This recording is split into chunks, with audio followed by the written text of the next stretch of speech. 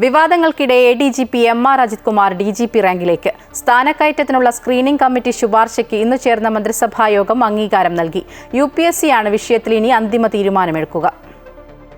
അനധികൃത സ്വത്ത് സമ്പാദനം, തൃശൂർ പൂരം കലക്കൽ, RSS മേധാവികളുമായുള്ള കൂടിക്കാഴ്ച തുടങ്ങിയ ഗുരുതര ആരോപണങ്ങളിൽ അന്വേഷണം നടക്കുന്ന ഘട്ടത്തിലാണ് ADGP MR അജിത് കുമാറിന്റെ പദവി DGP റാങ്കിലേക്ക് ഉയരുന്നത്. അടുത്തിടെ ചേർന്ന സ്ക്രീനിംഗ് കമ്മിറ്റി അജിത് കുമാറിന്റെ സ്ഥാനക്കയറ്റത്തിന് അനുമതി നൽകിയിരുന്നു. ഈ ശുപാർശയാണ് മന്ത്രിസഭാ യോഗം ഇന്ന് അംഗീകാരം നൽകിയത്. ചീഫ് സെക്രട്ടറി, DGP, ആഭ്യന്തര സെക്രട്ടറി, വിജിലൻസ് മേധാവി എന്നിവരടങ്ങിയതാണ് IPS സ്ക്രീനിംഗ് കമ്മിറ്റി.